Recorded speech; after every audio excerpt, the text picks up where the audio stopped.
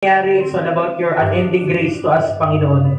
And as we gather tonight, Panginoon, kahit today, na kayo po pa magpatuloy, Lord, ang patuloy na siyang makita, maranasan, Panginoon. At nawa, Panginoon, kada opportunity na ma-embrace namin ang ministry na pinagkatiwala niyo sa amin like this, Panginoon.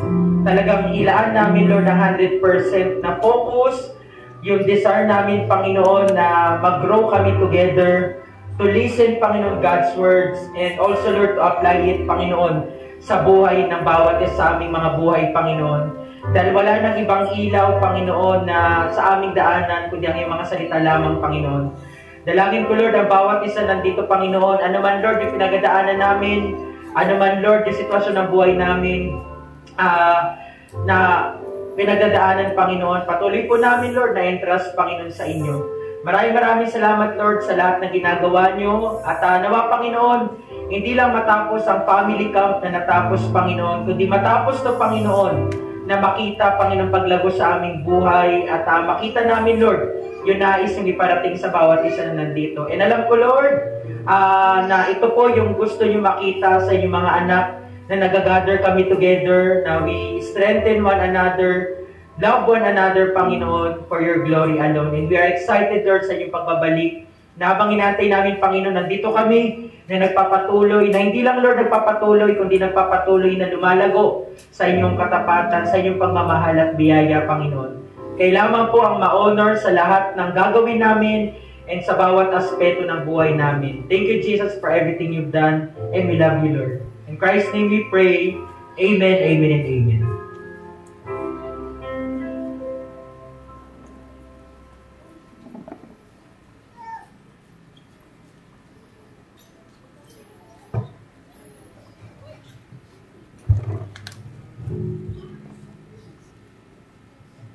Ayan, ready na po ba ang bawat isa sa atin? Amen po. At para po sa ating pag-awitan ngayong tanghali o hapon, awitin natin ang sabay-sabay ang Lord, I lift your name on high.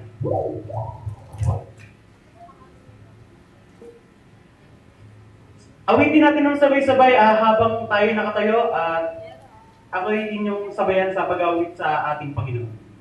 Muli, awitin natin ang Lord, I lift your name on high.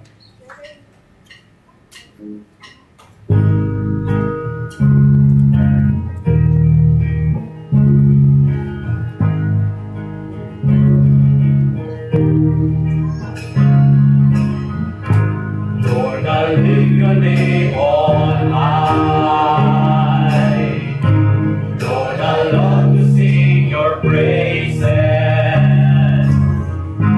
I'm so glad you're in my life.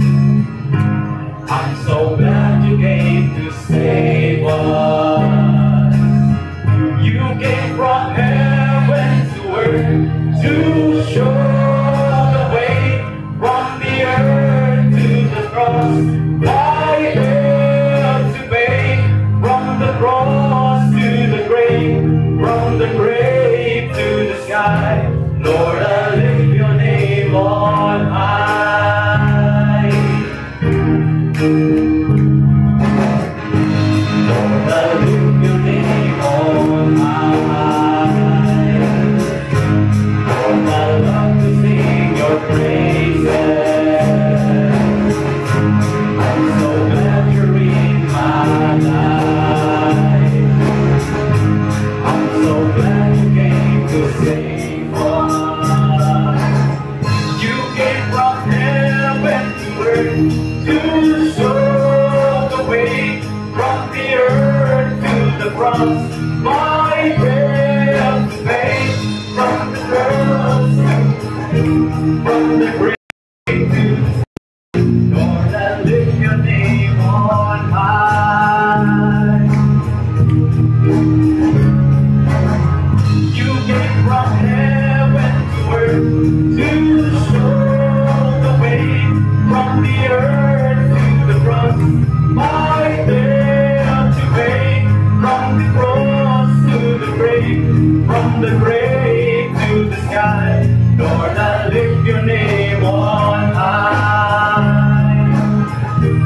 You came from heaven to earth to show the way, from the earth to the cross. My debt to pay, from the cross to the grave, from the grave to the sky. Lord, I lift your name on high.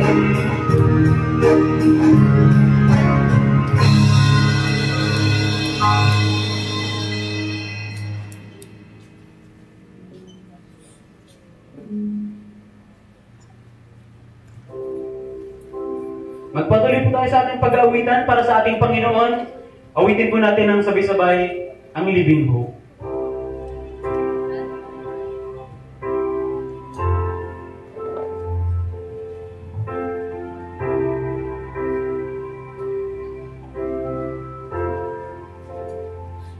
How great the chasm that lay between us, how high the mountain I could not climb.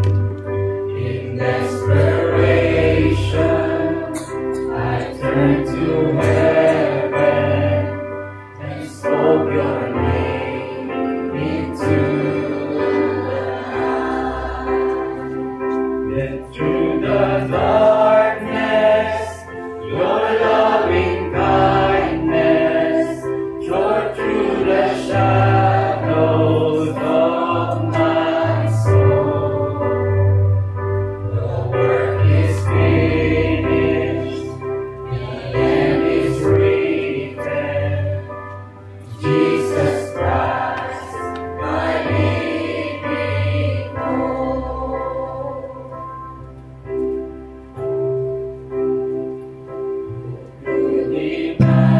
Imagine so great a mercy, what heart could follow such boundless grace? The God of ages stepped down from glory to bear my sin and bear my shame.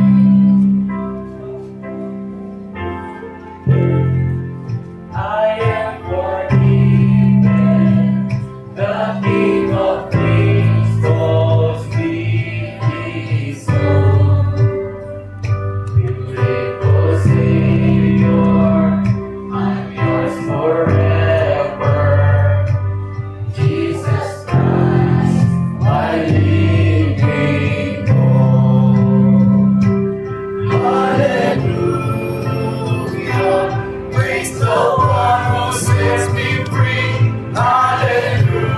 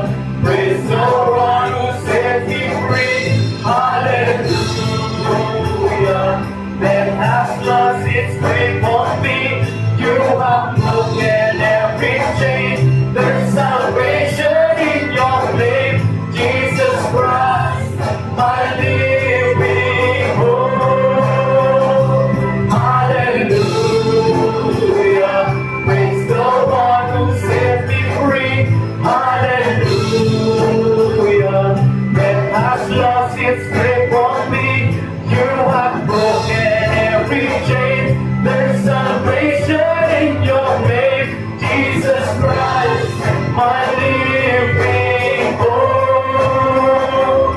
Jesus Christ, my living hope. Oh God, you are my living hope. Amen and amen.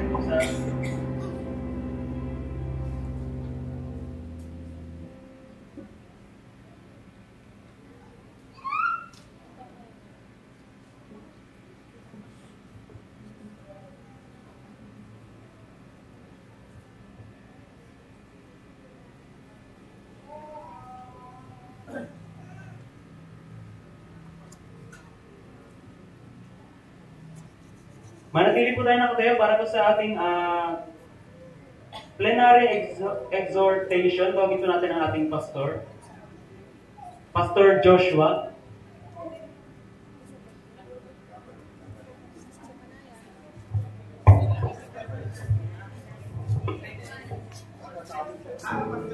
Sino bang chairman niya?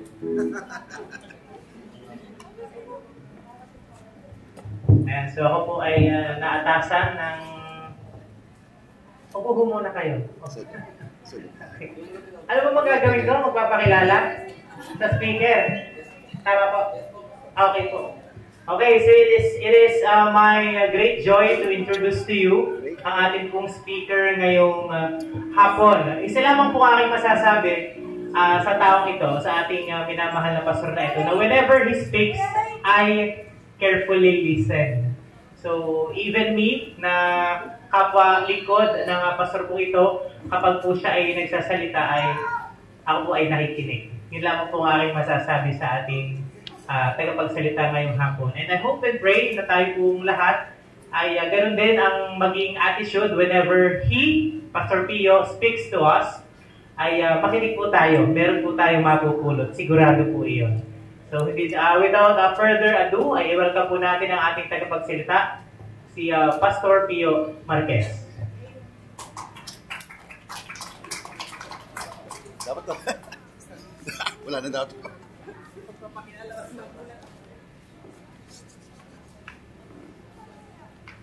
Magandang hapon sa inyo lahat. Actually, hindi na dapat introduction, na mali lang nung pagtawag yung ating MC dahil nakalagay sa program is si Pastor Joshua. Kahapon siya ay nag-speak sa atin. So para hindi masyadong halata yung pagkakamali na yon, pinakilala na lang ako. Kaya ganun kahusay yung ating mga kapastora na mapagtakpan ang mga mapagtakpan at magpatuloy ang gawain ng hindi nyo nahalata yung mga flaws. Salamat sa hindi natin inaasahang introduction yun. Ako nagpapasalamat sa Panginoon. Dapat po ay hindi niya ako kasama ngayon. Dahil kahapon hanggang ngayon, ang aming company ay meron din pong activity na ganito. Meron din pong tawag naman nila is R&R. Recreation, parang relaxing recreation. At kasama po ako doon dapat dahil isa ako sa mga committee rin na may bahagi sa praise and worship. May bahagi sa team building, pero nagkasabay yung activity natin sa activity nila. So sabi ko, doon ako a-attend.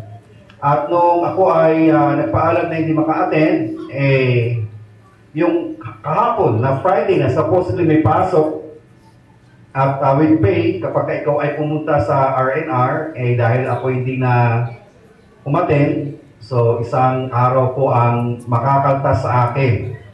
No? Isang araw na minus kasi wala ka doon eh. At muntik pa akong mabigyan ng charge doon sa reservation ng venue, ng hotel at ng food. Dahil kapag ikaw ay na-reserve na at nag-back out ka, yung binudget sa'yo, ikakalta sa'yo. Mabuti na lang nakapag-back out na ako bago pa yung mga reservations na nangyari. Kaya nakatasan lang tayo yung isang araw kahapon. Pero ganun pa man, isang araw lang yan. At sabi ko nga, kapag ka talagang nagkakaroon na ng gipitan, bukod pa pala sa kaltas, plus negatibong komento pa ng boss. No? Nakita ko yung reaction ng boss ko na, yung boss ng boss ko, yung reaction niya nung nalaman niya hindi ako kasama dahil kasama ko yun sa praise and worship. Medyo nakita ko yung pagkadismaya niya at nakita ko yung pagpipigil ng kanyang galit dahil hindi ako kasama doon sa activity namin 2 days din. Pero sabi ko nga, kapag ka talagang gipitan na, no? Pagka talagang gipitan na, lalabas kung anong priority mo sa buhay. Lalabas at lalabas kung ano talaga ang pinapahalagahan mo sa buhay. Kaya kayo po ay higit na mas mahalaga sa akin kumpara sa trabahong aking pinapasukan. No? Kaya pasahurin niyo ako mamaya. Ganyan talaga ang tunay at totoo sa ating buhay. Pag dumating ang panahon ng gipitan, lilitaw at lilitaw ang iyong prioridad sa buhay. At kung ating pag-uusapan ang ating tema ngayon about napakaganda, fallen, forgiveness or forgiven, and then flourishing. No? Yung temang yan ay halintulad ng tinatawag ng meta-narrative. Ano ba yung meta-narrative? Ito yung creation, fall, redemption. May pagkakahawig, merong sequence, mayroong sinusundan na pagkakasunod-sunod ng event. Hindi pwedeng mag-flourish ka nang wala munang pagkakaroon ng pagpapatawad ng Panginoon. At ang pagpapatawad ng Panginoon ay higit mo lamang na-appreciate kapag naranasan mo o nakita mo ang laki ng iyong pagkakamali sa ating Panginoon. So ngayong umagang ito ay aking ibabahagi ang forgiven. Pinatawad ng Panginoon. At alam ko na ako ay merong 2 oras, possibly, so 1.5 hour lamang ang aking gagamitin dahil tayo ay nag-awitan sa Panginoon. Itong ating topic ay talagang lahat ng Kristiyano makaka-relate. Kahapon, talagang pinakita sa atin yung kagandahan ng biyaya ng Panginoon na kung tayo man ay nagkasala, tayo man ay nagkamali, pwede ulit tayo magsimula sa Panginoon. Tandaan mo kung saan ka nahulog, yung lalim, taas ng pagkahulog mo sa Panginoon. At ang kanyang biyaya ay sapat sa atin at aking gustong dugtungan ang ating pag-aaral ngayong umaga at sana, di pa naman masyadong gabi, ay wala pong makakatulog. Alam po ninyo, ako po ay 49 na. Next year ako ay 50 na. Ilang taon na rin po na ako ay hypertensive. Taas po ang kamay ng lahat ng high blood po na narito. Yan. Kami po bago umalis, sabi ko sa Ate Salvi ko, meron ka bang amlodipine dyan? Kasi hindi ako nakabili. Isa sa utos sa atin, dali ng inyong mga gamot na hindi ko nadala. Kaya sabi ko doon sa van, habang kami ay paalis, sabi ko sa Ate Salvi ko, meron ka bang amlodipine dyan? Sabi niya, meron. Ang problema, simula hapon hanggang ngayon, hindi pa ako umiinom. At isa po sa dahilan, isa sa dahilan bakit tumataas po ang aking BP ay ito. Kapag ako po ay ganadong magsalita, at may nakikita akong hindi nakikinig, tumataas po ang dugo ko.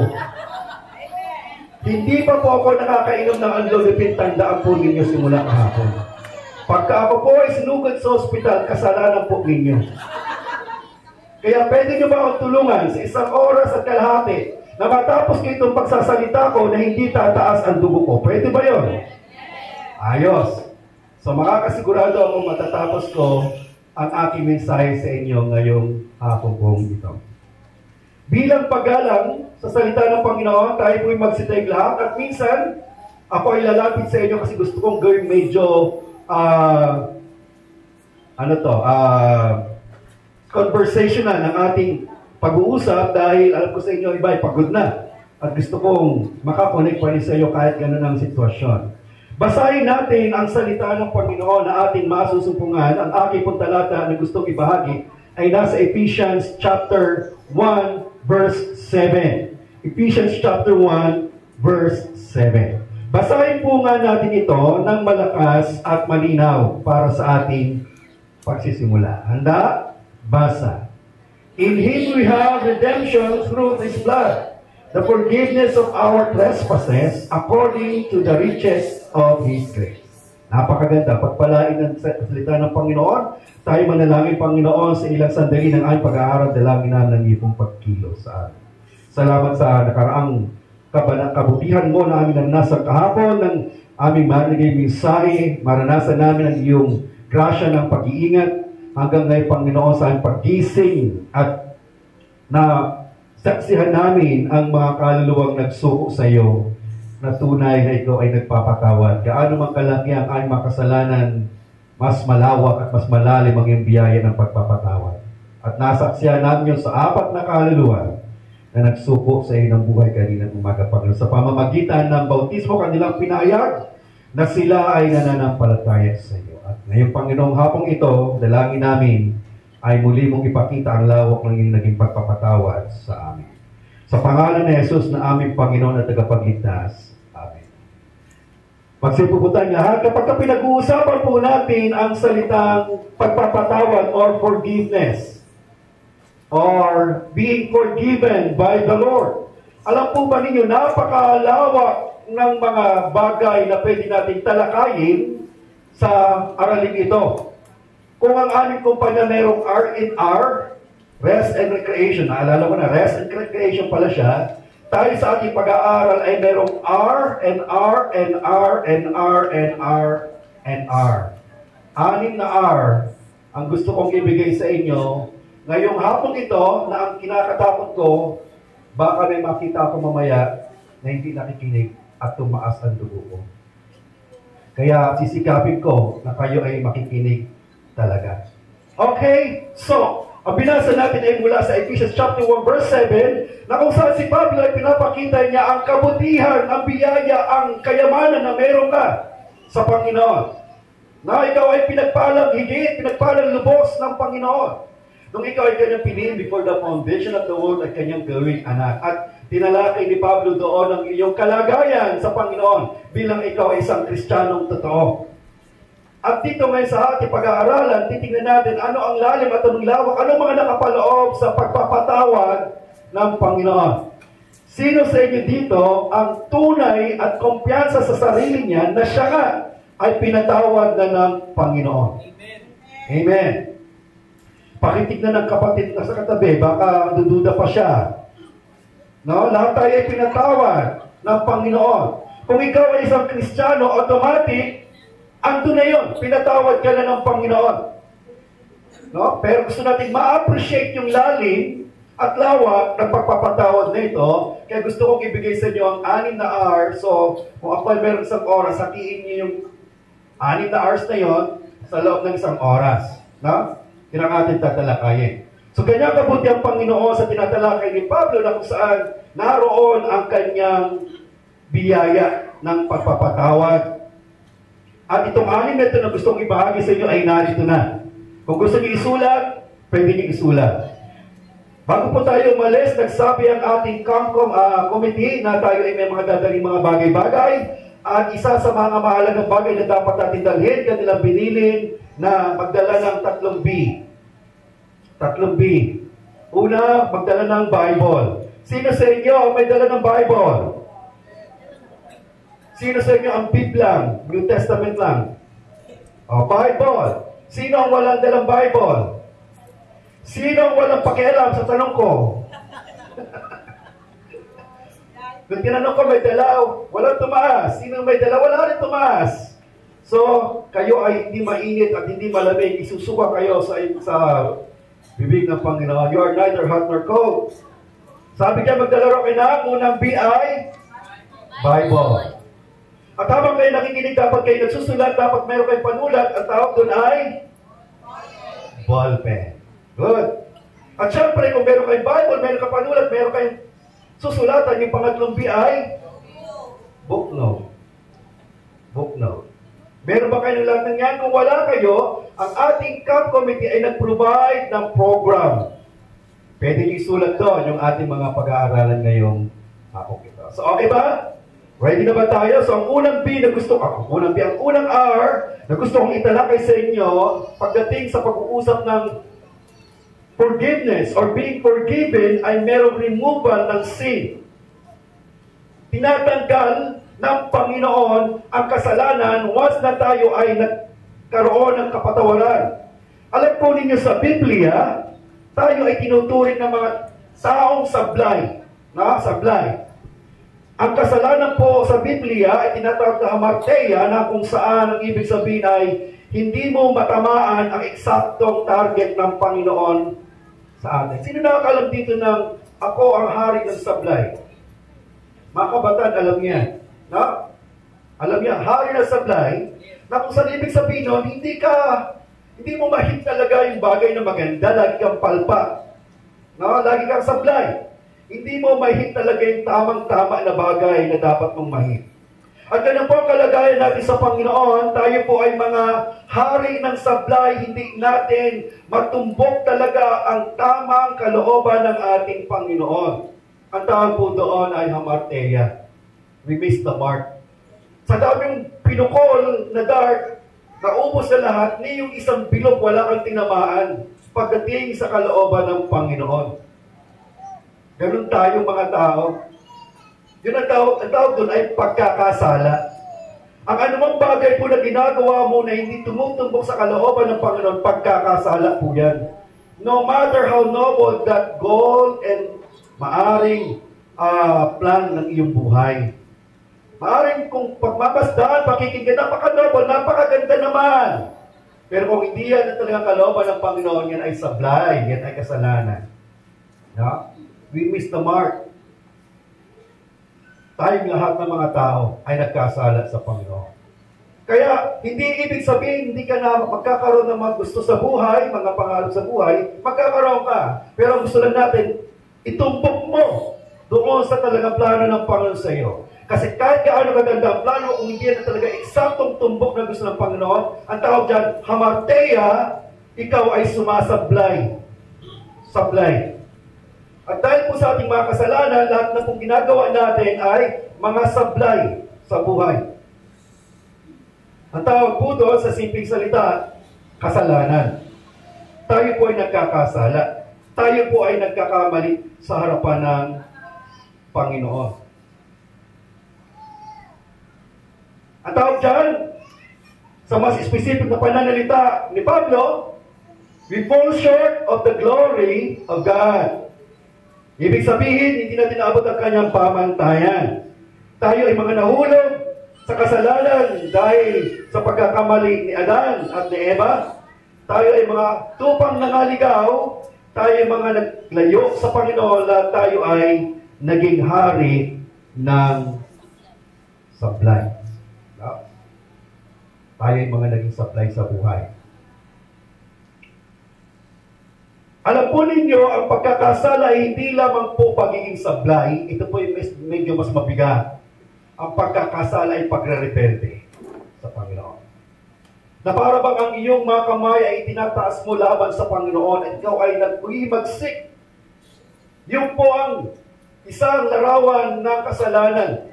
Isang pagre-rebelde na parang naghihimagsik ka sa Diyos na ayaw mo ang gusto niya at gusto mong sundin ang kalooban mo na sa puntong ikaw ay parang nakikipagtigma. Kaya ang bawat kasalanan ay parang pagsampal sa harapan ng Panginoon na ikaw ay nakikipaglaban sa Kanya. Hindi lamang pinapakita doon yung pagiging sablay ng iyong buhay, pinapakita doon yung pagiging rebelde natin sa ating Panginoon. Ito'y tinuturing din na breaking God's law. Breaking God's law. Ang kasalanan ay tinatawag na salansang din naman sa salita ng Panginoon, pag-disobey sa kanyang salita. Ang kasalanan ay hindi nakakalugod sa Panginoon. Sa atin masarap sa pakiramdam.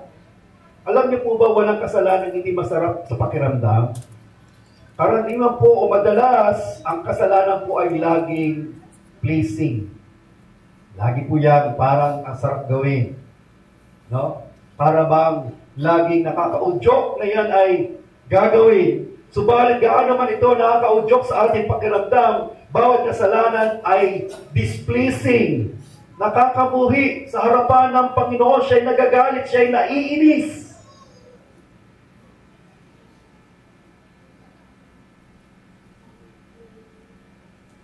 Ang kasalanan ay tinuturing din na kadiliman. Kung ito'y ilarawan, parang tayo ay walang liwanag. Ang kasalanan ay ginagawa ring imahe o yung para i-illustrate yung imahe ng pagiging alipin. So sa Biblia, ang daming mga pag-illustrate, paglalarawan ng salitang kasalanan. Kadiliman, pagiging rebelde, pagiging alipin, at minsan pagiging mayroong karamdaman. So ganyan nilalarawan ang kasalanan sa Biblia. Yan pong kalagayan natin dahil sa ating mga pagkakamali. Wala pong maganda. Wala pong mabuti. Wala pong mainam. Walang kaaya-aya dahil sa ating pagkakamali. At ano po ang impact nito? Alam po ninyo, sa totoo lang, kung ang kasalanan walang consequence, lahat tayo gagawa ng kasalanan. Tiyak ko yan. At ipagmamalaki natin yan. Kaya po tayo takot gumawa ng kasalanan kasi alam natin merong consequence sa harapan ng Panginoon. Kapag sinabi ng Panginoon, bawal magkasala, pero kung magkasala kayo, okay lang, wala akong parusa, wala akong ano magagawin. Nagtitiyak ko lahat tayo simula ngayon ay nagtatampisaw na sa pagkakasala. Ang problema po, bawal pagkakasala, ay may consequence, may impact ito. Meron itong resulta, hindi lamang sa atin, kundi sa mga taong nakapalibot sa atin. Masarap ang kasalanan, ang ayaw natin ay ang consequence. Tama ba tayo dyan lahat? Nagkakaisa tayo doon. Pero kung ang kasalanan walang consequence, lahat tayo hanggang ngayon ay nagpapakalunod sa pagkakasala. Pero dahil may consequence, meron tayong pinagbabayaran. No? Meron tayong bagay na dapat harapin sa ating Panginoon. Ano ang consequence o impact ng kasalanan sa atin? Meron tinatawag na original sin at meron tinatawag na personal sin. No? Pagka sinabi natin original, hindi siya yung China at hindi ganon. Original, hindi siya ibig sabihin ay cellphone na original. Pagka sinabi po natin original, ito'y tumutukoy sa kasalanan ni Eva at Adan na naipasa sa atin. Ang tawag po doon ay original sin or tinatawag ng iba, inherited sin. So yung pagkakasalang iyon ay naging isang dulot na kalunos-lunos na kalagayan sa atin dahil bawat batang pinapanganak meron ng taglay-taglay na kasalanan. Meron tinatawag na original sin. Ito ay nangyari sa atin nung ang ating unang mga magulang na si Eva at Adan ay nagkasala sa Panginoon. Si Adan ay nasa Covenant of Works. Sino pa ba nakakaalam dito ng Covenant of Works? Siya ay representative natin doon sa Garden ng Eden. So ano man ang gawin niya, ay ginawa natin. Ano man ang pagkakasala niya, pagkakasala natin. So yung kasalanan niya, naipasa sa atin. Ang tawag doon, original sin. Ganon yung contamination na nangyari sa atin sa pagkakasala ng tao doon sa Garden ng Eden. At alam niyo po ba, doon din nanggagaling ang argumentong, mga kapatid, masanay na tayo siguro o maging komportable na tayo ng bagya makarinig ng mga salitang medyo pang-seminary. Okay? Masanay tayo doon. Yun din ang pinanggagalingan ng doktrinang total depravity. Sino nakakaalam ng doktrinang total depravity maliban sa ating mga tagapagturo na? Ang total depravity, ibig sabihin nito, ang buong mong pagkatao ay may bahid na ng pagkakasala. Hindi ibig sabihin hindi ka makagawa ng mabuti, pero bawat bagay ng ginagawa ay lagi may bahid na ng pagkakasala. Depraved ang ating isipan, ng ating buong pagkatao ay merong mantsa ng kasalanan. Bakit? Sa original na sin. Kaya nga, yung batang kakikit natin ng mga anak, no? Kahit hindi mo turuan niyang makipag-away, makikita mo biglang makikipagsuntukan niya. Na hindi mo tinuturuan, meron agad siyang parang gustong gawin para sa kanyang sarili. Tayo ay tinatawag na Naging alipin ng kasalanan. At sa Biblia, ang tawag doon total depravity. Bakit meron total depravity? Dahil doon sa original sin. Ano yung original sin? Kasalanang minana mula kay Eva at ganun ang impact ng kasalanan sa atin. Na halos wala na tayong may pagmamalagay sa Panginoon dahil para na tayong mga maruming basahan. Kaya ang sabi ng Isaiah, ano man ang gawin mong mabuti, kahit na pinakamaganda mong gagawin, ang tingin ng Biblia ay maruming basahan. Kasi wala na. Wala na. Marumi na tayong lahat. Totally depraved. Pwede nyo isulat yan sa notebook ninyo. Pwede isulat yan sa program, Total Depravity. Kapag gusto nyo pag-aralin din, pagkatapos ito, susunod na araw, balikan nyo siya. Pero pinanggagalingan ng Total Depravity, yung ating original sin. Kaya lahat tayo na narito ay namansahan ng kasalanan dahil sa original sin. Wala sino sa atin dito ang makapagmamalaki at makapagyayabang na siya ay kahit kailan hindi nabahiran kahit isa.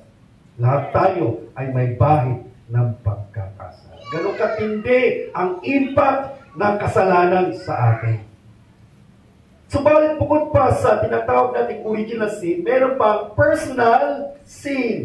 Ito naman yung pang-araw-araw natin nagagawa kasalanan. Ito yung naiisip natin, nasasabi natin, nagagawa natin. Araw-araw meron tayong pagkakamali. Ang tawag doon tayo mismo nakapag-commit. Ang tawag, personal sin. Personal sin. So, ibig sabihin, kaya tayo nagkakasala kasi sa ating kalagayan, makasalanan na tayo. Okay? Ibig sabihin, ang aso kumakahol dahil aso siya. Ganun kasimpleng ilustrasyon. Ang pusa nagnangyaw kasi pusa siya. Ang tao nagkakasala kasi makasalanan siya. Ganun lang yun. Ganun lang siya kasimple. Kaya hindi nakakapagtaka na talagang nandoon laganap ang kasalanan. Dahil natural. Bagamat pwede natin sabihin, hindi naman talaga natural nature ng tao magkasala. Ang kanyang orihinal na kalagayan ay ang pagiging banal sa harapan ng Diyos. But because of sin, naging natural na bahagi na ng buhay natin, ang tayo ay nagkakasala. Bahagi na yun. Part na ng buhay natin na tayo nagkakasala. Until now, kahit mga Kristiyano tayo, hindi ba tayo ay nag-struggle pa rin sa kasalanan? Tayo ay meron pa rin pakikipaglaban sa kasalanan. So, naandun doon yung impact globally. Yung impact ng kasalanan and individually. Ganong katindi.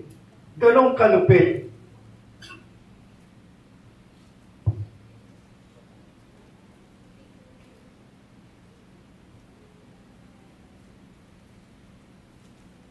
Yung ating nagagawang pagkakasala araw-araw ay nagpapatunay na by nature tayo ay fallen, sablay.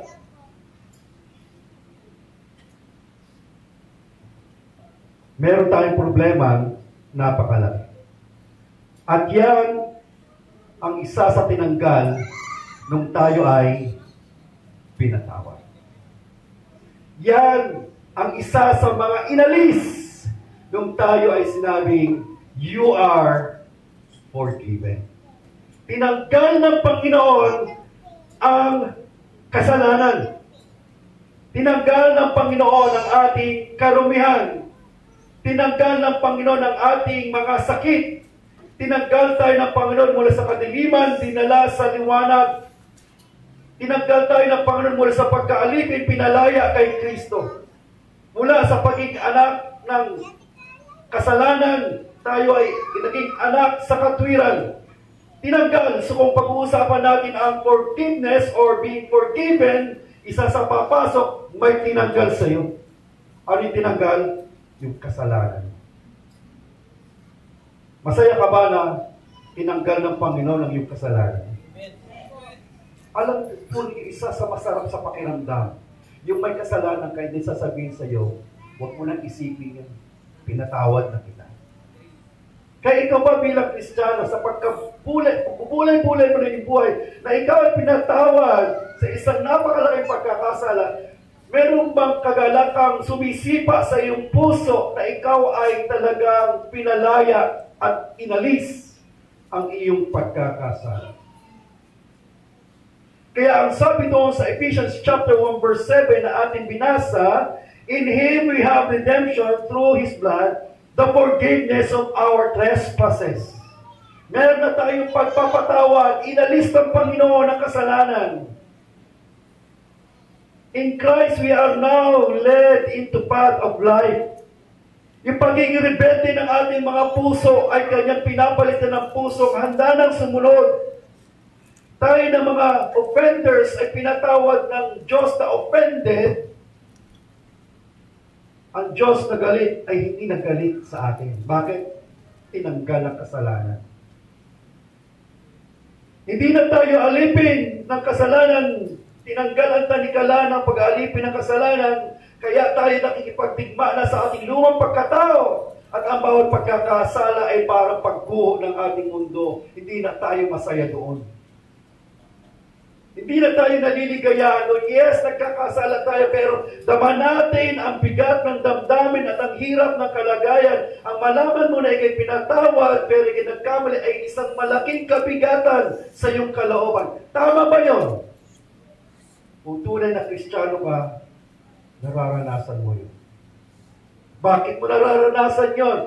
Inalis na eh. Kayo po ba ay nasubukan nyo na pumasok sa trabaho na ang suot niya ay napakagandang damit at walang mantsa, planchadong-planchado, biglang umulan. At habang ikay naglalakad, biglang dumaan ang kotse at yung kalsada ay medyo lubak. Nagdaan sa lubak ang gulong, tumasik ang putik sa iyong napakalinis na damit. Ano feeling? Parang sira na ang buong araw mo, ano? Halos gano'n ang pakiramdam ng pinatawad. Hindi ka na masaya. Hindi ka na komportable. Wala na doon yung isang bagay na hinahanap-hanap mo dati. Sapagkat nakita mo na ang biyaya ng Panginoon. Inalis na ang kasalanan. At kahit katiting katuldok na pagkakamali, mabigat na kalagayan sa iyong kalooban. Tama ba tayo doon? Ganun ang ating karanasan. Bakit? Kasi inalis na ang pagkakasala. Hindi na tayo alipin. Hindi na tayo taong may karamdaman. Tayo ay pinagaling na ng kanyang kabanalan. So, makikita natin dito na meron ng tinanggal. Unang tinanggal yung kasalanan. At bawat kasalanan na nagagawa natin, laging merong guilt. At isa sa tinanggal ng Panginoon ay yung guilt.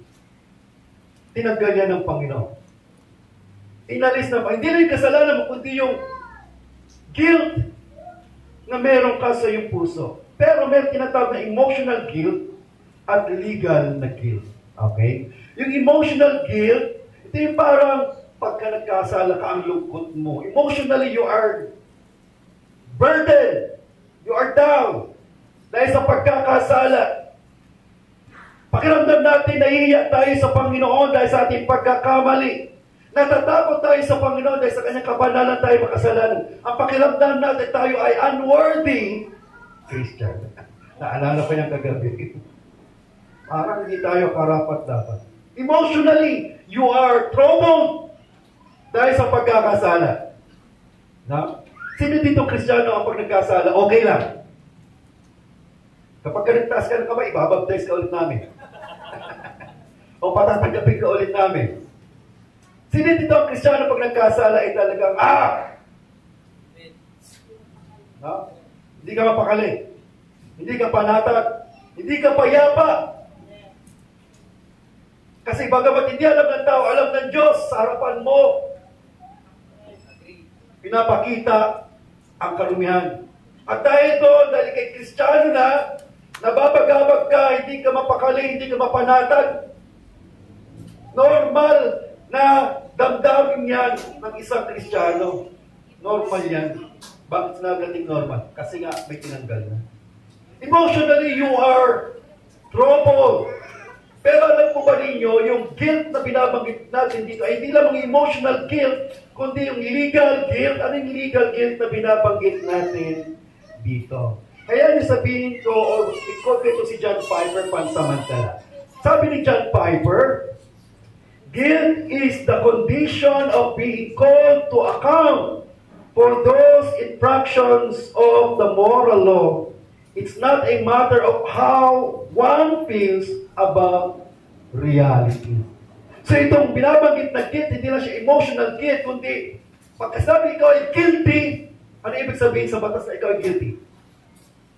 Proven, without any doubt, nagkasala ka, guilty ka. No? Kumbaga lahat ng ebidensya pumupunta na sa'yo, wala ka nang maidi-deny. No? Huwag natin gayahin ang mga nasa politika na lahat ng ebidensya nasa kanila tumuturo. Nagdi-deny pa rin. Pagka sinabing guilty or guilt, legal guilt, lahat ng ebidensya na pinapakita ng Panginoon ay tumuturo sa pagkakasala sa'yo. Hindi lang ito yung parang naramdaman mo nagkamali ka, kundi mga ebidensya ay binibalandra sa'yo ng Panginoon. Nagkamali ka. You are guilty. Hindi ka lamang isang akusado. Pagka sinabi ko akusado, wala pang prueba yun, naakusahan ka lang. Hindi ka pa suspect. Sa harapan ng Panginoon, convicted ka na. Guilty. Legal guilt ang tawag doon. So hindi lamang merong emotional guilt, kundi legal guilt na ang Panginoon nagsasabi sa atin, walang pagdududa, nagkasala tayong lahat sa harapan ng ating Panginoon. We are guilty because of both original sin and personal sin. Ang batas ng Diyos ay ating nilabag. Kaya ang sabi ni Pablo, for all have sinned and fall short of the glory of God. For all are guilty. Lahat ng ebidensya, tinutumbok tayo na nagkasala.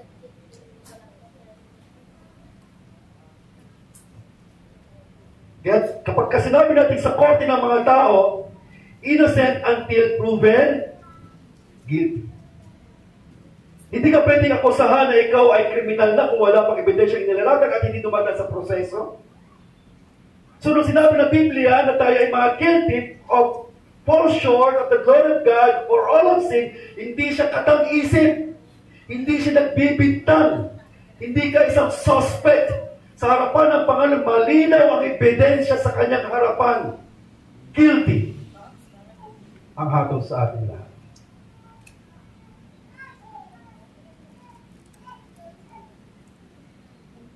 All evidence ay nagtuturo sa ating mga pagkakasala. We are not merely suspects, we are convicted criminals sa harapan ng Panginoon. Subalit ang biyaya ay napakalawak. Tinanggal niya ang ating kasalanan, tinanggal niya yung guilt nating mga kanyang hinirang. Kaya kung ikaw ay pinatawad na ng Panginoon, nahihiya ka pa bang lumapit sa Kanya? Hindi na, di ba? Ikaw ba kapag ka nagpipray, medyo nag-aalangan ka pa? Nararamdaman mo pa ba yung dati pagka ini-invite ka sa church, ayaw mo pumunta kasi feeling mo masusulog ka? Hindi na, di ba?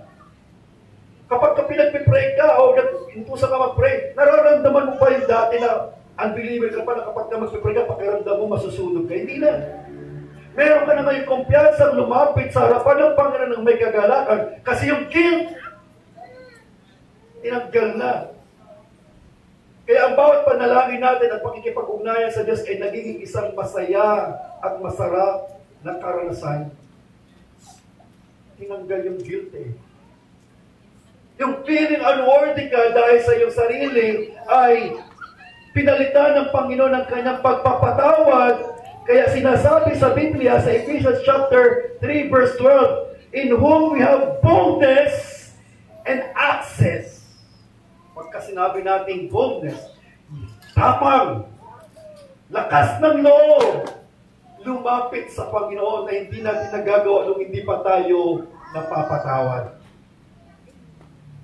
We have the boldness and access with confidence. Nakikita yung sinasabi ni Pablo, boldness and confidence, parang pagbibigay din na talaga dapat kapag kayo pinatawad sa Panginoon, wala nang keme-keme. Walang pag-aalinlangan, walang pagdududa, walang takot, walang pangamba. With boldness, with confidence, through faith in Him. At ang sabi sa Hebreo 4:16, let us approach the throne of grace with confidence.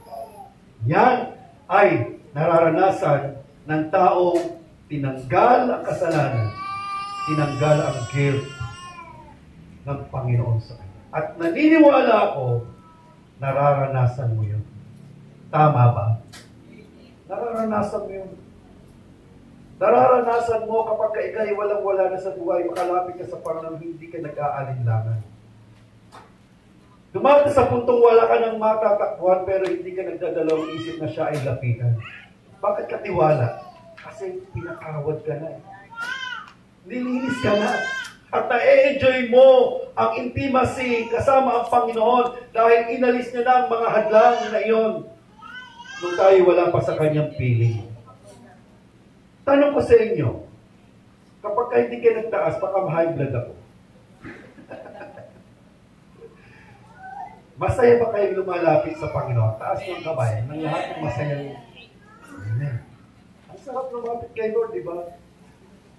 Nang hindi ka nagdadalawang isip, Lord, alam ko pakikinggan mo ako sa bagay nito. At na-enjoy natin yan dahil tinanggal ng Panginoon yung guilt. Ano pa ang tinanggal? Ito pang maganda. Kapag ka pinag-uusapan ng being forgiven, hindi lamang kasalanan ang tinanggal, hindi lamang yung guilt ang tinanggal, ito matindi. Tinanggal niya ang punishment. Tinanggal niya ang punishment. He removed the punishment. Ang sabi ng Romans chapter 6, verse 23, for the wages of sin is death. The wages of sin is death. Ito ang komentary ni Pablo sa Genesis chapter 1 and 2. Okay? So si Pablo, hindi siya original ang nagsabi ng for the wages of sin is death. Yun ay komentary niya ng Genesis 1 and 2. Dahil ang unang pagkakasabi talaga yun nangyari sa Genesis 1. Yung sabihin ng Panginoon sa Genesis 2, nakita na pagkakasala ng tao, na kapag kinain nyo, ang pinagbabawal na bunga kayo ay mamamatay. So si Pablo, nagbabasa ng Biblia, nabasa niya sa Genesis 1 and 2. Ito pala yan. So ang kanyang commentary is Romans chapter 6:23. For the wages of sin is death.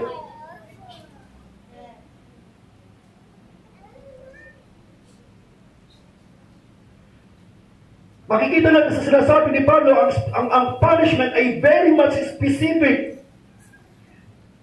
For not the wages of sin is death. Very specific na sinasabi ni Pablo. Lahat ng consequence ng kasalanan ay nakasummarize sa salitang death. Kasalanan nagdudulot ng kamatayan.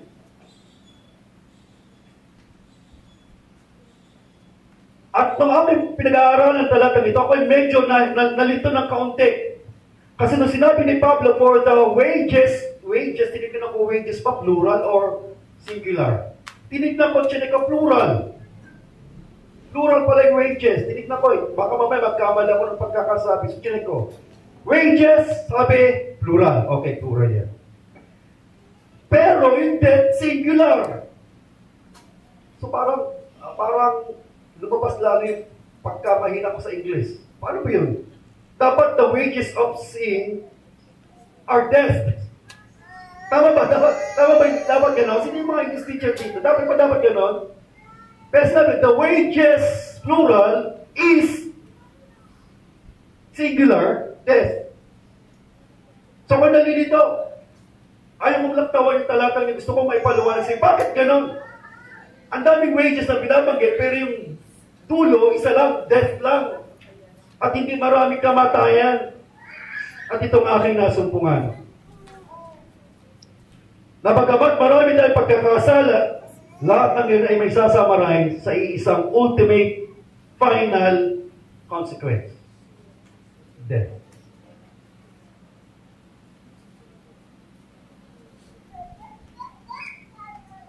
Sa Greek ay meron pong dalawang karaniwang ginagamit sa salitang wages, mistos at opsonia, na pare-parehong pagbabayad sa kanilang labor.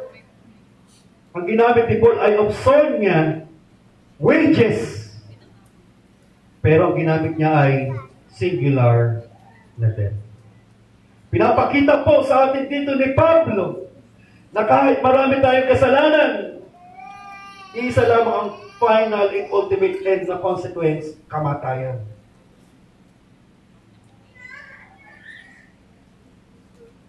Those sins are many, but death is the single final consequence ng lahat ng ating ginawa. Bakit nung nagkasala si Eva at Adan, di ba, hindi lang kamatayan ang binigay sa kanila, babae, nahihirapan kang manganak. Lalaki, magpapatuloy ng pawis para kumain. Sumpain ang lupa. Ang dami niyang binanggit. Hindi niyo lang sinabi, oh, kinain nito, patay ka. Ang dami. Ano ibig sabihin natin ito?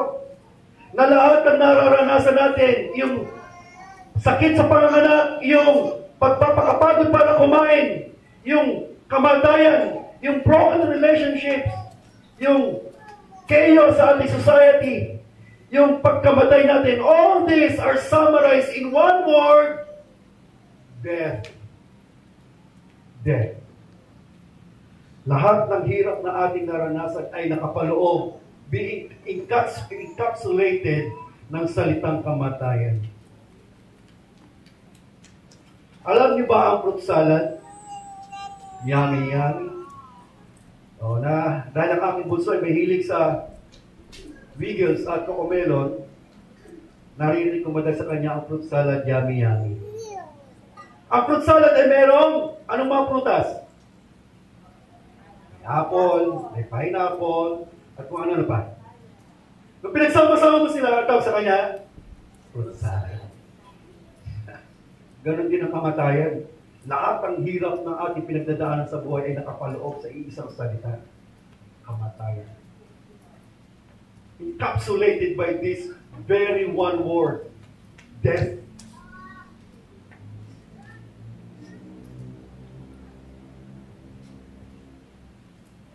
At itong kamatayan ito ay may tatlong level. Alam natin yan. Personal na level sa ating screen. Pakisa na sa ating PowerPoint. Tatlong level: physical death, spiritual death, separation from God, and eternal death, final judgment.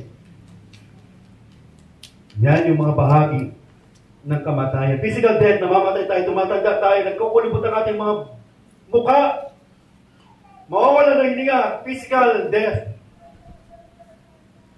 We have the spiritual death, separation from God, and eternal death, final judgment, eternal separation from God. Subalit purihin ang Panginoon. Dahil hindi niya lang tinanggal ang kasalanan, hindi niya lang tinanggal ang guilt. God removes the punishment sa ating mga kasalanan. Spiritual deadness, ang spiritual na kamatayan ay kanyang tinanggal. Lahat tayo na Kristiyano ay tinuturing na nabuhay sa harapan ng Panginoon. You are no longer spiritually dead person. You are spiritually alive because of your faith sa ating Panginoon. Tinanggal ng Panginoon ang parusang kamatayan ng pagkahiwalay dahil sa ating mga kasalanan. At tayo mga mananampalataya, hindi na rin makaranas ng tinatawag na eternal death dahil makakasama na natin ang Panginoon magpakailanman. Pero how about physical death?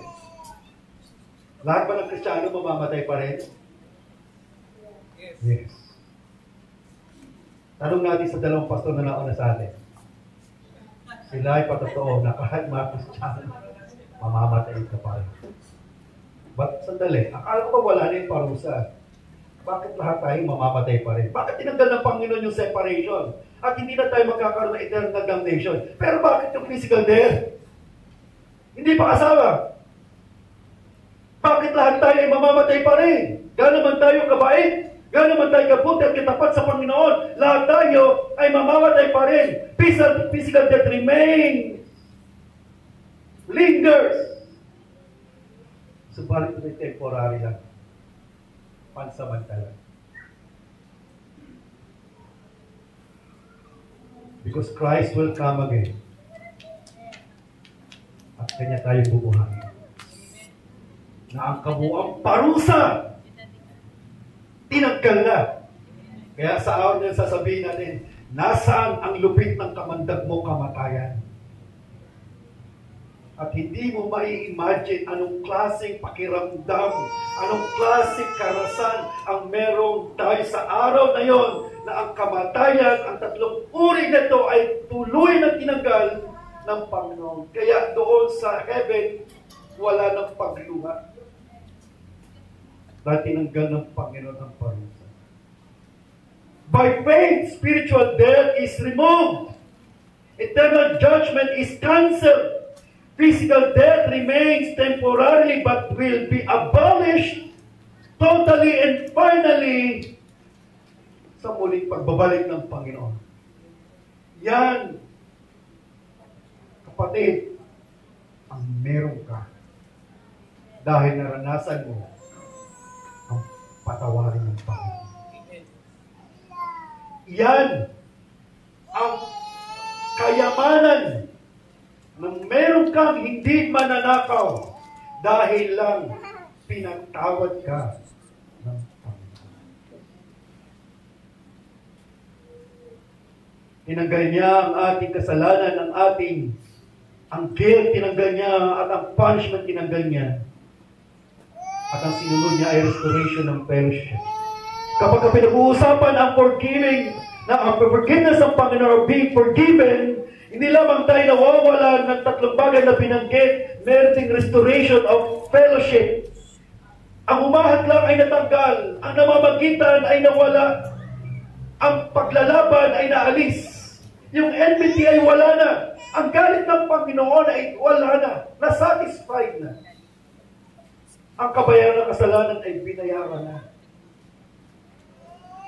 We are forgiven, sabi sa Biblia, as far as the east is from the west. Alam niyo, napakagandang imahe po nun. East and west. Nalilito ako dyan, nasa bang east? Basta north, alam ko dito. Pero ang east and west ay magkahiwalay na direksyon na never nagtatagpo kahit kailan. At sabi, ganun kalawak ang pagpapatawad sa atin ng Panginoon. Ganong kalalim ang pagpapatawad sa atin ng Panginoon.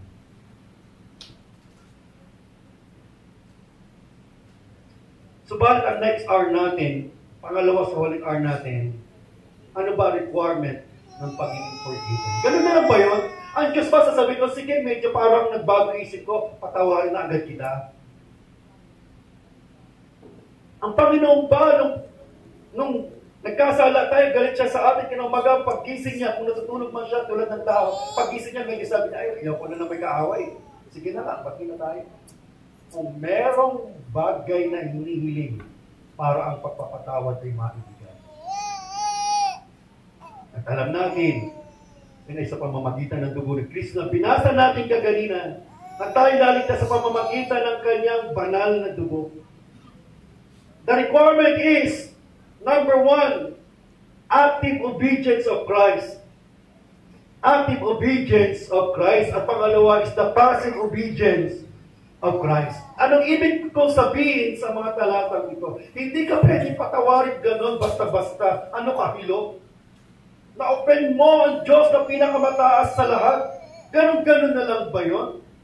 Kung ikaw ay isang tao na ginagawa ng kasalanan na napakalaki, buong pamilya mo, minasakit, humarap sa iyo yung taong gumawa noon, masasabi mo ba na sige, patawarin na kita? At kahit humingi siya ng tawad sa iyo, magagawa mo pa siya patawarin gano'n-gano'n na lang? Hindi. Ang Panginoon ay isang Diyos na tapat at siya ay just na judge. Hindi siya magpapatawad basta-basta. Kailangan may mangyari, kailangan may maganap, kailangan may magdusa, kailangan may mamatay. Dahil tapat siya sa kanyang pangako. The wages of sin is death. So hindi niya i-violate ang kanyang covenant. Kailangan may mamatay. At ang mamamatay, dapat inutupad niya ang kautusan na hindi natin natupad. So narito si Kristo na pinakilala sa atin sa Biblia. Na sa kanyang buhay, may tinatawag na active obedience. Ano ito? Ito yung kanyang dapat pagtupad sa anumang utos ng law na dapat niyang tuparin perfectly, walang sablay. Not keeping the mark outside the target, but dapat hindi siya sasablay. Kaya, maiintindihan ninyo, bakit crucial ang temptations of the Lord Jesus Christ. Very crucial yung time na yun. Nung siya ay tinitak ni Satan 3 times, very crucial. Kasi pag nagkasala siya kahit isa, disqualified siya. At hindi niya magaganap ang tinatawag na active obedience. So kailangan ito pa rin. Perfect obedience, walang sablay. And yung kanyang tinatawag na passive obedience, mga kapatid, ang tawag dito, ito tumutuon sa kanyang pagdurusa. Natatanggapin niya ang hirap, ang pasakit, at magkakaroon ng culmination na siya ipapako sa krus alang-alang sa atin. Ang tawag doon ay passive obedience. Naintindihan niyo po ba yung dalawa? So kailangan ito parang ito ni Kristo, actively gawin niya ang dapat niya gawin, sundin ang batas perfectly, walang sablay, at sa kanyang pagsunod sa kautusan ng Panginoon walang mali, tatanggapin niya ang pahirap na kanyang dadanasin. Passive obedience. Kapag hindi niya ginawa yun, wala tayong pinag-uusapan pagpapatawad na yun. Wala tayong pag-uusapan na being forgiven na yun. Pero yun ay ginawa ng Panginoon. Yan ay tinupad ng Panginoon. Yan ay pinasan ng Panginoon alang-alang sa atin. Kanyang tinupad ang requirement. Kailangan matupad ang kautusan. Meron dapat kumanap nito. At ang kanyang pagtupad sa kautusan ay kanyang ibinigay sa atin. At yung ating kasalanan kanyang tinuha at binayaran sa krus ng Kalbaryo. Alam nyo mga kapatid, akala ba ninyo ang pagpapatawad ay cheap? Forgiveness is very much expensive. Kailangan mamatay ang anak ng Diyos. Kailangan mamatay si Kristo. Kailangan mamatay ang sinasabi sa John 3:16, for God so loved the world that He gave His only begotten Son. That's the requirement. God's forgiveness is limitless. Yes. God's forgiveness is complete. Yes. God's forgiveness is by grace alone. Yes. But without Christ, wala tayong pag-uusapan na kapatawaran. So binigay ko sa inyo ang 5. Pagka pinag-uusapan ang being forgiven, pumapasok ang usapin, God removes sin. Wala kang kasalanan. At ang pala niya natutunan ko dito, yung salitang justification ay napakayaman na salita. Napakagandang salita dito. In fact, mas precious siya sa akin kumpara sa salitang forgiveness. Because forgiveness simply implies you are guilty, pinatawad ka. But justification simply means wala kang kasalanan. Never kang nagkamali kahit isang beses. At nung tayo ay nilinis ng Panginoon, kapag katitignan tayo ng Diyos, ikaw, brother Cha, kahit isang beses di ka nagkamali. What? Talaga? Siguro ikaw ay ano magiging reaction? Sorry na baka namamali ka, baka hindi ako tinutukoy mo. Pero yun talaga siya. Na dahil sa ginawa ng Panginoon sa kanyang harapan, as if never ka nagkamali kahit isa.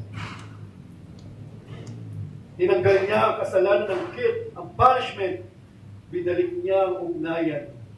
At ito ay dahil sa ginawa ni Kristo alang-alang sa atin. So aking huling paalala sa ating lahat, ano ang ating magiging tugon? What is our response? Simple lang. Simple lang. Kung ikaw ay pinatawad ng Panginoon, tinanggal niya ang iyong kasalanan, nakakalapit ka sa Kanya ng masaya, nagtitiwala, na parang isang batang sumasandal sa braso ng iyong magulang. At ikaw ay mayroong kapanatagan ng iyong kalooban na makasama mo siya magpakailanman.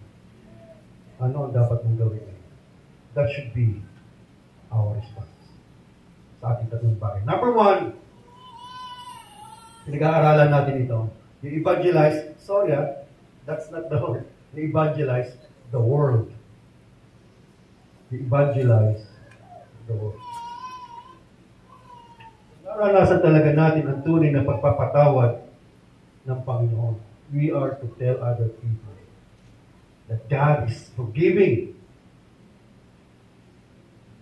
He is merciful. He is loving. At ang tema natin sa taong ito is Threefold Ministries of Family. Number 1, we are to evangelize the sinful world. We are to evangelize the sinful world. Ilan na ang evangelize natin?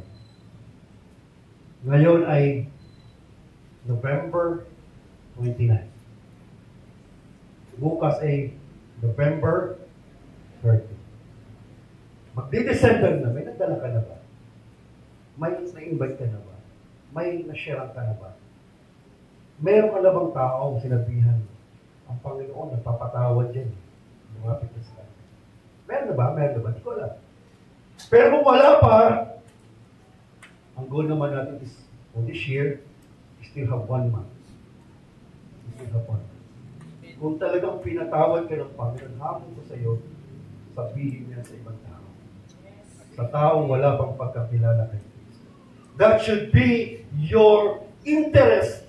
One of the major goals in your life, to tell people that God is forgiving. Meron ka pang 1 buwan, kapag ka hindi mo yan nagawa, wala lang. Hindi ka babalikan. Hindi naman ako ma-high blood. Ngayon, medyo konti na na-high blood na ako. Nararamdaman ko, pumipinsik na yung dito ko. Pero mawawala yan kapag ka pinag-pray mo, Lord, bigyan mo ko ng opportunity makapag-share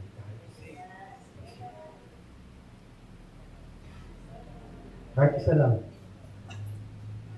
Kaya nyo bang hingin yun sa Panginoon? Kahit isa lang. Second is to edify the church. Lahat ng talento mo ang unang dapat nakikinabang dyan. Ang first beneficiary dapat ng lahat ng karunungan na mayroon ka. First, not necessarily alone, but first beneficiary of all that you know in this life, talents and skills. Dapat ang church. Hindi pwede lang husay-husay natin sa secular world. Hindi tayo nararamdaman na mag-healing call sa church. Hindi pwede yun. Hindi kayo na nag-disenyo ng Panginoon. Kaya tayo binigyan ng mga spiritual gift ng Panginoon. Ayon kay Paul, is for the building up, not the secular, for the building up of the body of Christ. Sadly, marami sa ating mga Kristiyano, ang husay natin mas pinapakinabangan ng mundo. Hindi masama sapagkat doon ka nagtatrabaho, pwede mong gamitin opportunity yung para i-evangelize ang mga tao. Pero kung ikaw ay pumapasok sa kumpanya para lang kumita ng pera at kumain, hindi yan ang disenyo ng Panginoon. Hindi yan ang disenyo ng Panginoon. Gamitin mo ang husay at galing mo. Abutin ang tao at ikaw ay gamitin sa paglilingkod sa Diyos. Ano man yan, nakakayanan. Kaya kung hindi ka pa naglilingkod sa Panginoon, pwede ba, bago matapos ang taong ito, ipanalangin mo sa Panginoon, Lord, magkukumit ako sa iyo. Magkukumit ako sa iyo. Dahil nagkumit ka sa akin, ibibigay ko ang buhay ko sa iyo. Maglilingkod ako. Yung mga nabaptize, taas ang kamay ng mga nabaptize. Nasaan kayo? Yan. Panalangin sa Panginoon, anong paglilingkod ang gagawin dito. Dahil kayo dinagdag ng Panginoon sa church, hindi para maupo, kundi para hindi ba natin yun? Panalangin ninyo kung anong gagawin niyo sa church. Si Mark, sabi ko sa kanya, Mark, nadagdag ka dito hindi para umupo. May gagawin ka. Kung hindi mo pa alam, magsimula ka sa pag-aayos ng bangko. Tama ba sinabi ko ba sa iyo? Magsimula ka sa pag-aayos ng bangko habang inaalam mo anong specific na ministry ang gagawin mo sa church. Dahil hindi ka dinagdag para maupo. Ikaw ay dinagdag para makapag-contribute para ang church ay lumago. Tama ba tayo doon? Then lastly, exalt the Lord. Huwag niyong kakaligtaan ng Sunday. Huwag niyong pababayaan ng Sunday. Alam mo niyo ang description ko sa Sunday. Para tayo naglalakbay papunta sa isang napakagandang isla. Sino na dito nakapunta ng maraming isla, no? Pero isang napakagandang isla kayo pupuntahan. Pero sobrang layo, may mga stopover muna. Dito muna tayo. Kain muna tayo kasi tanghali na, magugutuman tayo. Malayo-layo po yung isla pupunta natin. Tapos nagbiyahe ulit tayo. Medyo alas 3 na, merienda tayo, stopover muna tayo. Alam niyo ba ang bawat Sunday parang stopover na nagkakaroon kayo ng pagpapahinga?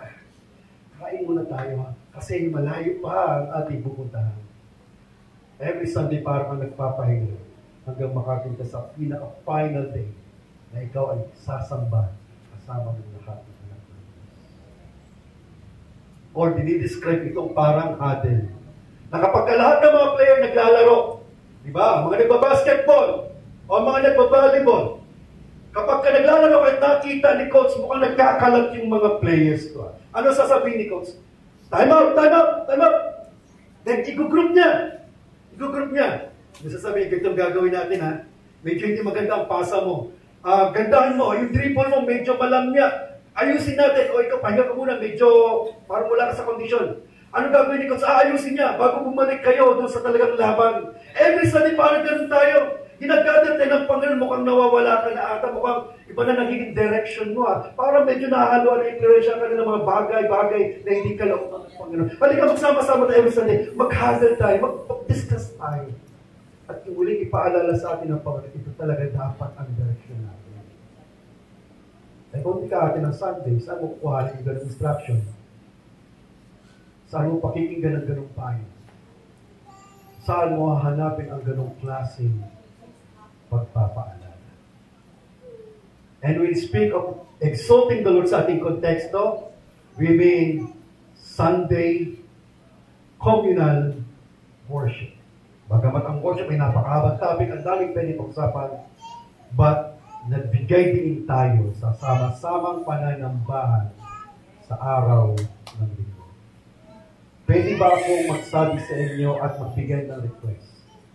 Una, huwag kang a-absent kung hindi naman talaga ganun ka-importante ang iyong gagawin. Pwede ba yun? Pwede yun. Pangalawa, pwede ba lahat ng nagiging absent, hindi mo lang ipapanalangin, pupuntahan mo rin? Pwede ba yun? Pwede di ba puntahan yung mga tao? Hindi lang kami. Huwag niyong sabihin sa amin, absent si ganito, pastor, bisitahin. Bakit wala ka bang paa? Wala ka bang bibig na pwede magsalita sa tao? Lahat tayo ay dapat merong ganong klaseng inisyatibo na puntahan, alamin, kumustahin, dalawin, kung kailangan dalawin. Huwag niyo na kami antayin ng Sunday at sasabihin sa amin, puntahan natin yung tao na. Lahat tayo ay may responsibilidad to edify the church, to strengthen the body of Christ. Magagawa natin yon sa mayroong klaseng motibong ganito, na nagpapasalamat dahil ako'y pinatawad ng Panginoon. Ang aking kasalanan kanyang tinanggal, ang aking guilt ay kanyang tinanggal, Ang punishment kanyang tinanggal. Ang relationships pa sa kanya ay kanyang muling binalik. Yung kanyang anak ay kanyang binigay. At ang aking tugon, I will evangelize the lost. I will edify the church. I will worship them. Kuya ng Panginoon. Kuya nagpapasalamat. Bagamat binigay ko na ang lahat na gusto kong sabihin, hindi tumaas ang tugon. Purihin ang Panginoon. Hindi ba tayo magtitayong lahat? Tayo mananangin.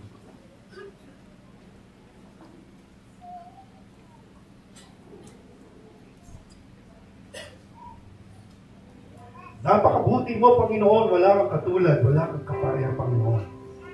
Ikaw ay Diyos na lumikha ng langit at lupa. Ikaw ang Diyos na nagbigay ng lahat sa amin. Wala kami. Kung meron man kami pwedeng angkinin, dalawa lang, Panginoon. Kasalanan namin at kaparusahan ito. Yun sa amin. But the rest, biyaya. Ang nandito kami sa lugar ay biyaya. Ang makaniig ang bawat isa ay biyaya. Ang makapag-awit sa iyo ay biyaya. Ang ma-enjoy ang magandang paligid ay biyaya. Lahat ay biyaya na nagmumula sa iyo. Subalit ang pinakamalaking biyaya na natanggap namin, nung patawarin mo kami. Nung binigay mo ang iyong anak para sa amin. Isang biyaya na hindi na namin mawawala. Hindi na maaalis. Hindi na mabuburat. Hindi na mananakaw. Nag-iisang kayamanan at meron kami sa iyo. Kaya, Panginoon, purihin ka, sambahin ka. Parangalan ka, Panginoon.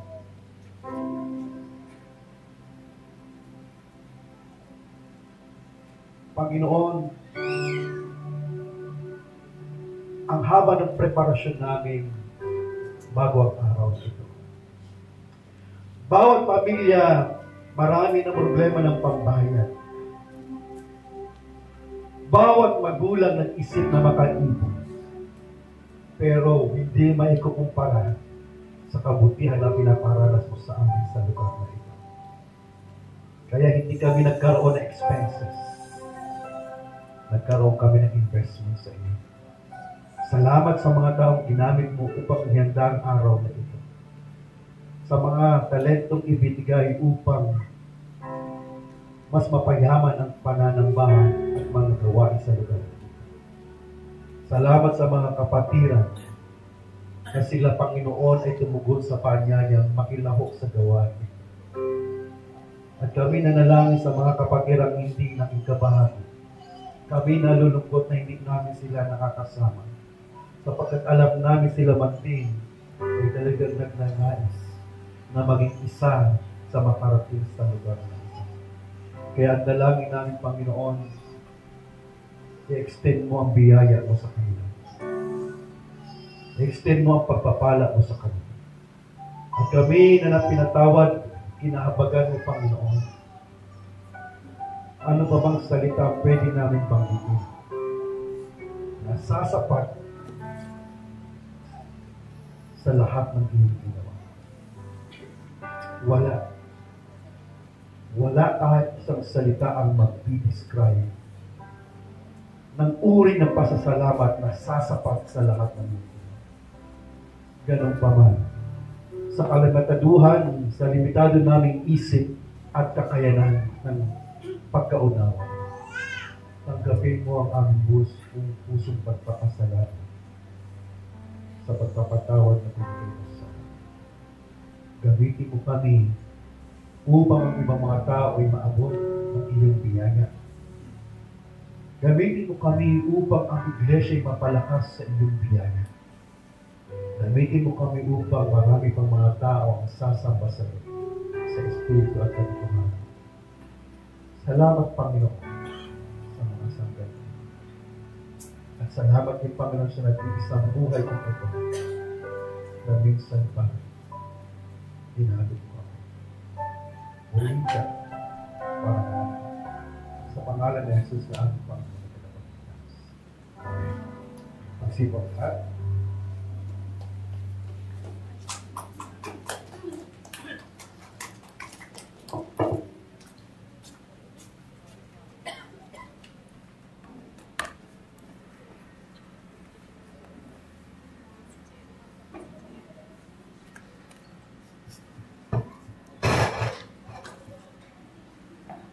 Ayan, maraming salamat po, Pastor Pio.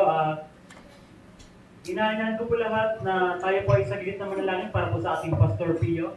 Tayo po ay saglit na manalangin. Panginoon, maraming salamat po sa buhay ni Pastor Pio sa pagbibigay po ng kalakasan sa kanya upang ibahagi ninyo mga mabuting salita, Panginoon. Ipaalala sa amin ang mga mabuting salita po ninyo, Panginoon, ang 6 na R, ang removal of sin, removal of guilt, removal of punishment, restoration of relationship, requirements for forgiveness, and the response for forgiveness.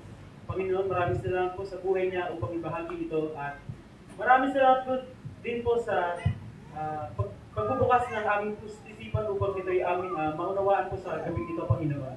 At yun lang po, Panginoon, binabalik ko po lahat sa inyo ang papulit na salamat sa pangalan ni Jesus. Amen. Ayan, sige, magpatuloy na po tayo sa ating pag-aawitan. Awitan po natin ang sabay-sabay ang ating Panginoon. Awitin po natin ang His mercy is more.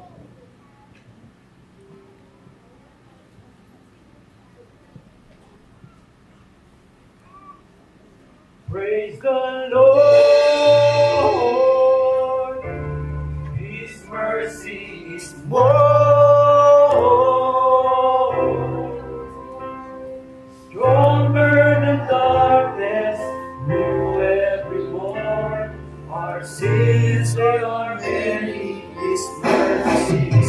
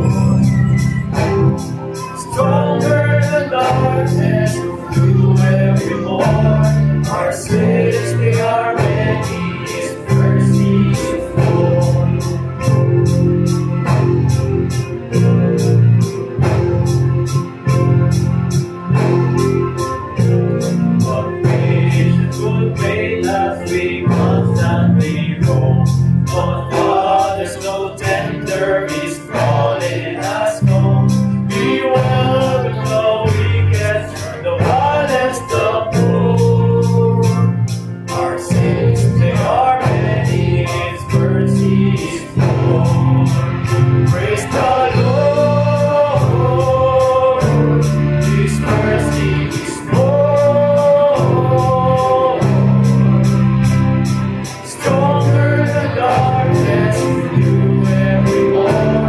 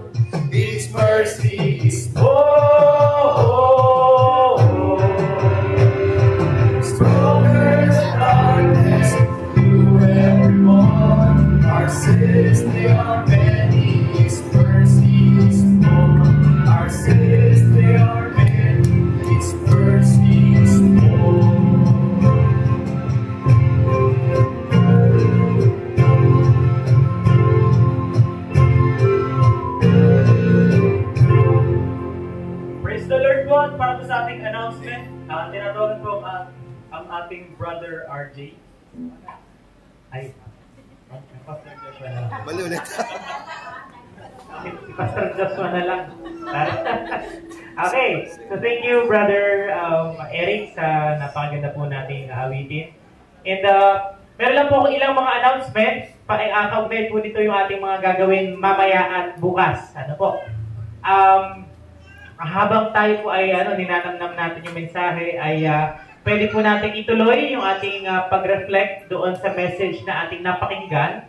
Mamaya po alas 8 hanggang alas 9 or pwede pang lumagpas ng kaunti sa alas 9. Doon po tayo pupunta sa basketball court.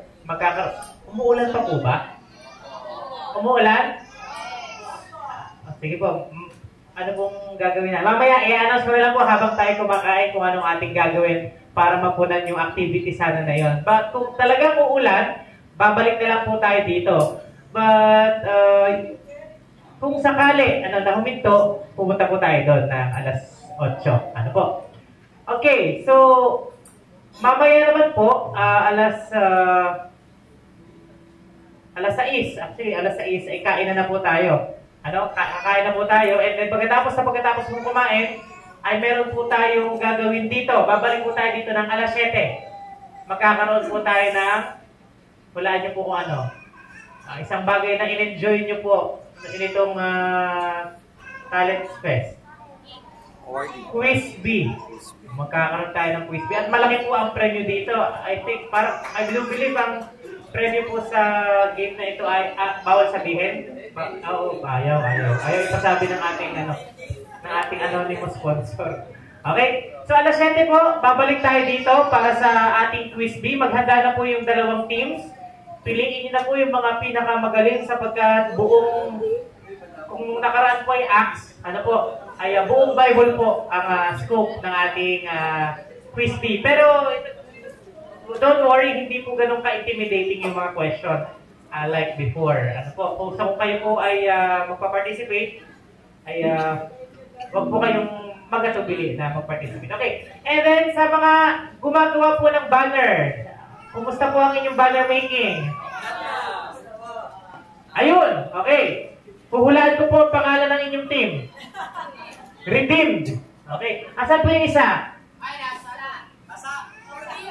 Tapos, may kulay na? Meron na, tapos na rin. Pakidala na rin po mamaya. Okay po, mamaya. Alas 7. So, ibabalahan na po natin dito somewhere here sa harap. Para po makita natin. Sapagkat yan po ay uusisain. Talagang titingnan na maigi ng ating mga member ng Board of Directors or Board of Trustees. Dahil sila po ang magsisilbing judge.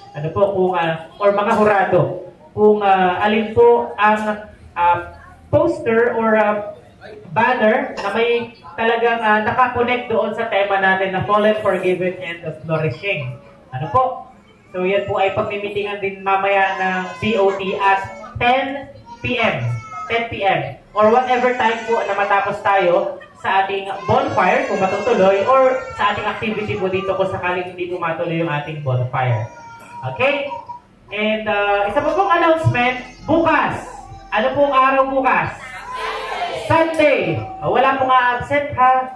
Baka po may mag-absent pa ng worship service na magkakasama na po tayo dito. Ang oras po ng ating panambahan, makikita po ninyo sa inyong ID sa likod. Kung malabo po sa inyong pong booklets, nandiyan po nakalagay, ang ating pong worship service ay alas 9.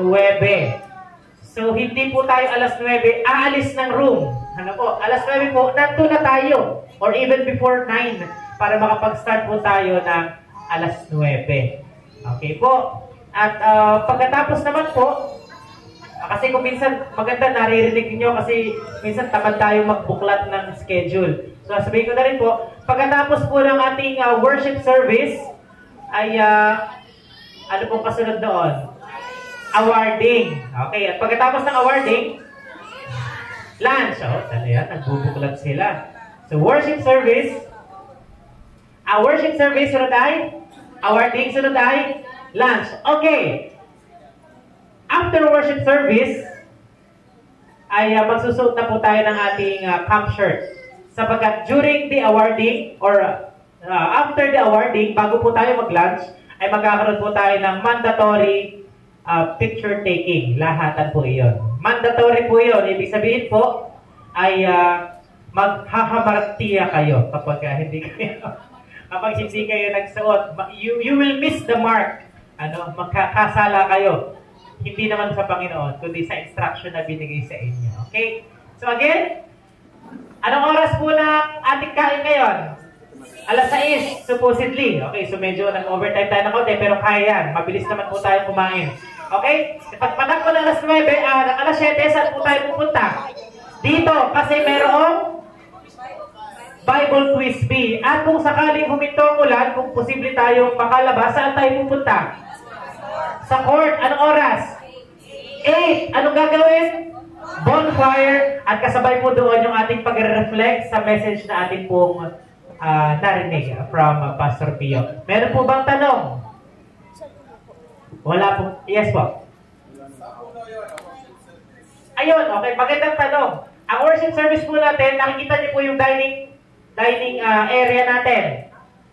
Kapag natumpok po ninyo yun, kayo po ay mag-left face. Para po ganyan. Tapos dire-diretso po hanggang doon sa may dulong enclosed chapel. Doon po tayo magdaraos ng worship service. Okay po? Yung pathway po na pag ganon, dire-diretso lang po yun. At pagdating sa ibang ng dulo, nandito po yung worship hall or yung chapel po nila. Enclosed chapel. At maging on time po tayo bukas kasi ang ibinigay lamang po sa ating oras para gumamit ng chapel ay 2 hours. 2 hours. At kapag po tayo nag-exceed doon, ay magpo-contribution po tayo. Yung ating po 1/8, magdadagdag po tayo kasi may bayad po yung kada oras na mag-exceed tayo doon. Okay po? So, para maiwasan po ang ganon, on time po tayo bukas. Third question. Meron po ba or any questions po from the crowd? Okay. Yes po. Sa worship, yes po, ililipat po ito. Ililipat po ito. Mamaya na lamang po pagkatapos ng bonfire kung matutuloy or pagkatapos ng ating activity dito. So, mamaya na lang po. Okay. Tanong pa po. Going once? Going twice? Sold. Okay. Okay, so wala na pong tanong. Kung sakaling mag-arise na tanong, pwede naman niyo po akong i-approach or anyone from the Board of Trustees or anyone from the CAP committee. Okay po. So, maraming salamat po. Yun lamang po. Muli ay tinatawag ko po ang ating song leader para tayo po ay pangunahan sa ating pangwakas na awitin. Bago po tayo pangunahan ni Pastor Ed sa ating pong pangwakas na panalangin.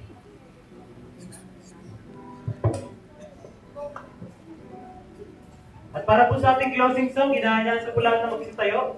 Upang sabay na ako sa pag-awit para sa ating Panginoon. Awitin po natin ang sabay-sabay ang Washed Away.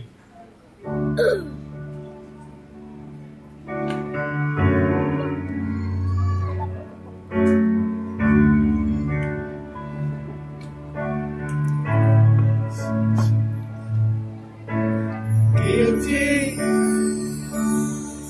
I'm guilty.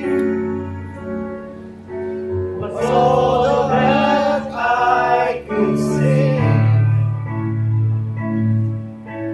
mercy, your mercy, crashing like a wave, and all my sin was washed away, washed away. You took them all. There's not a trace. I stand here free with every stain, forever washed away. Spotless, spotless, whiter than the snow. Your blood, oh your blood, cover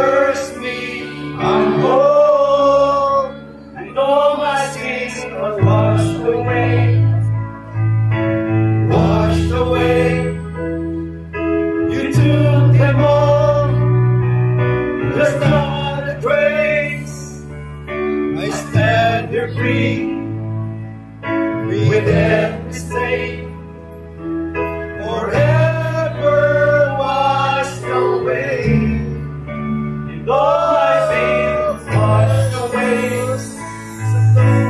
washed away. You took them all, there's not a trace. I stand here free in every stain, forever washed away. Oh, precious is the flow that makes me white as snow. No other fount I know, nothing but the blood of Jesus. Oh, precious is the flow that makes me white as snow. No other fount I know, nothing but the blood of Jesus.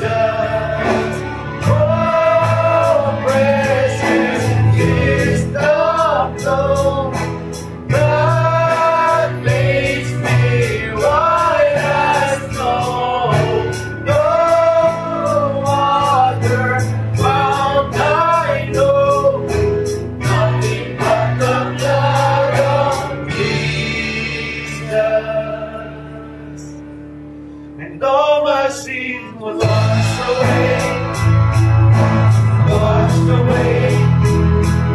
You took them all, there's another place. I stand there free with everything, forever washed away. And all my sins was washed away, washed away. You took them all, there's another place. I stand there free with everything, forever washed away. Oh, precious is the flow that makes me white as snow. No other fount I know, nothing but the blood of Jesus. Oh, precious is the flow that makes me white as snow. No other fount I know, nothing but the blood of Jesus. Nothing but the blood of Jesus. Amen po. Manatili po tayo ng tayo para po sa ating closing prayer. Tawagin po natin ang ating Pastor Ed. Thank you, bro. Bago ako manalangin, ay mamayang after natin sa activities, mayroon kong tinapay nakahanda mamaya. At alanganin ako kasi pag tinapay tayo ngayon, kasi dinner na natin. So after activities na lang mamaya gabi. Tayo manalangin. Sa kilala at pagkapangyarihan ng Diyos, kami po ay nagpapasalamat sa iyong patuloy na pag-iingat sa amin sa buong gawain, sa buong araw na ito. Nagpasalamat po kami sa iyong mga anak na ginagamit, lalo na po ang Hisidman. Salamat po sa mga talento na mayroon sila. At higit sa lahat sa mensahe na aming napakinggan. Patuloy nawa itong magbigay sa amin ng malalim na pagkaunawa kung gaano kalawak ang kapatawaran na aming natanggap. Upang sa ganon, Panginoon, ano mang gawin namin ay hindi sapat sa aming paglilingkod sa kapatawaran ito na ginawa mo sa amin sa pagitan ng iyong buktong na anak doon sa cross ng Kalbaryo. Salamat po sa aming Pastor Pio. Salamat sa kanyang buhay. Patuloy mong pagpapalain ang kanyang gawain sa Hesed, maging ang kanyang gawain sa kanyang trabaho, maging ang kanyang buong pamilya, Panginoon. Nagpasalamat po kami sa kanyang buhay na siya ay ibinigay mo sa amin upang patuloy kaming lumago, lumalim mula sa iyong dakilang salita. At sa bawat isa sa amin, kami nagpapasalamat sa kapatawaran ito. Patuloy mo kaming tulungan upang sa lahat ng aspeto ng aming buhay, ikaw lamang po ang madakilang mapurihan. Sa aming pagsamantalang paglisan sa lugar na ito, upang i-enjoy din po namin ang pagkain na aming pagsalusalahan sa gabi ito, pagpapalain mo po, Panginoon, ang pagkain upang makatulong, mapagbigay resistensya sa aming pisikal na pangatawan upang sa nalabing oras ng aming gawain sa gabi ito ay patuloy namin magampanan, walang ibang madakila at ang kalooban mo ang siyang madakila at ang iyong banal na pangalan at sangitaas sa bawat isa. Ito ang dalangin pasalamat sa pangalan ng aming Lord Jesus. Amen. Punta na po tayo sa ating pagkain sa pangalan ng Diyos.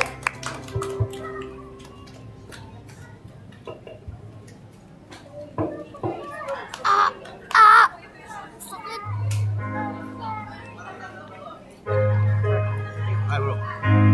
Tigil.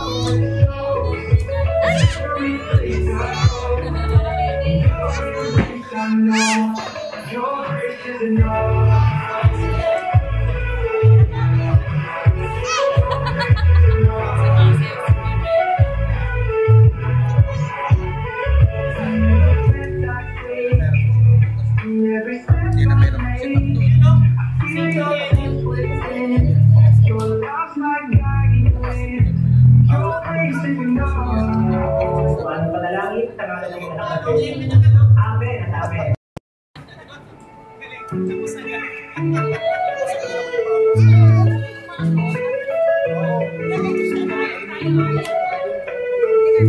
Yan lang ang tinapos siya.